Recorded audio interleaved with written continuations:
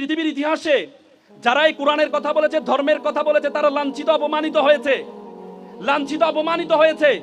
তোমরা আমাদের পার্শ্ববর্তী রাষ্ট্রের দিকে তাকাও। এই মোদী সরকার যখন প্রথম আসে, ডাক্তার জাকির নায়েক, তিনি একজন স্কলার ছিলেন, তিনি বিভিন্ন ধর্মের থেকে পড়াশোনা করেছেন, বিভিন্ন ধর্মের আলোচনা করেন, কিন্তু পরবর্তীতে তাকে বলা হয় তিনি উগ্রতা ছড়াচ্ছেন, তিনি ধর্মীয় অবমাননা করছেন। এই জন্য তার যে পিস টিভি ছিল সেটিকে নিষিদ্ধ করা হয়েছিল, নিষিদ্ধ করে তাকে দেশ থেকে বের করে দেওয়া হয়েছিল, হয় নাই? আর সে জাকির নায়েক ভারত যখন যেটি করেছেন, আমাদের যিনি চলে গেলেন, আমাদের আপা, তিনিও সেটা করেছেন। তিনি আমাদের পিস টিভি, পিস স্কুল যেগুলো ছিল সেগুলোকে নিষিদ্ধ করেছেন, এবং ডাক্তার জাকির নায়েককে বাংলাদেশে আসার জন্য উনি বাধা প্রদান করেছেন, বাংলাদেশও নিষিদ্ধ করেছিলেন। আজকে নতুন বাংলাদেশ পাওয়ার পরে যখন ওনাকে ইনভাইট করা হলো, তখন আমাদের পার্শ্ববর্তী দাদারা গা জ্বলা শুরু হয়েছে। ওনারা বলেছে উনি নাকি ওয়ান্টেড পারসন, উনি নাকি টেররিস্ট, ওনাকে নাকি ইন্ডিয়ার হাতে তুলে দেওয়ার জন্য।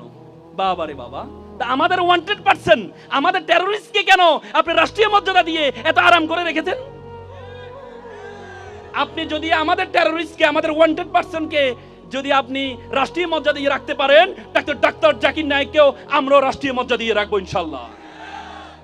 বাংলাদেশের ইতিহাসে যারাই কোরআনের কথা বলেছেন, যারাই কোরআনের কথা বলেছেন, শুধু আপনি আল্লামা দেলোয়ার হোসেন সাইদি, তিনি কোরআনের পাখি, ওনাকে যখন গ্রেফতার করেছে, কিসের জন্য গ্রেফতার করেছিলেন জানেন আপনারা? কোরআন অবমাননার কারণে। ওনাকে যাবজ্জীবন দিয়ে মেডিকেল কিলিং এর মাধ্যমে ওনাকে হত্যা করা হয়েছে।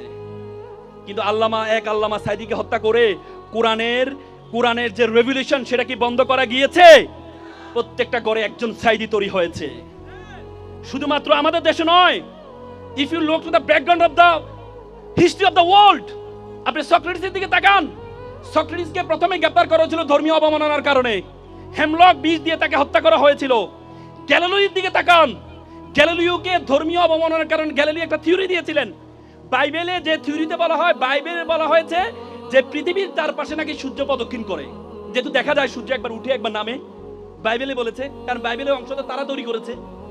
গ্যালিলিও প্রথম বলেছেন 1662 সালে, তিনি বলেছেন না, সূর্যের চারদিকে পৃথিবী প্রদক্ষিণ করে। এটা বলার কারণে উনি নাকি ধর্মকে অবমাননা করেছেন, এই জন্য ওনাকে গ্রেফতার করেছেন। গ্রেফতার করে পরবর্তীতে মেডিকেল কিলিং এর মাধ্যমে যাবজ্জীবন কারাদণ্ড দিয়ে আল্লামা দেলোয়ার হোসেন সাইদির মতো ওনাকেও জেলে হত্যা করা হয়েছে।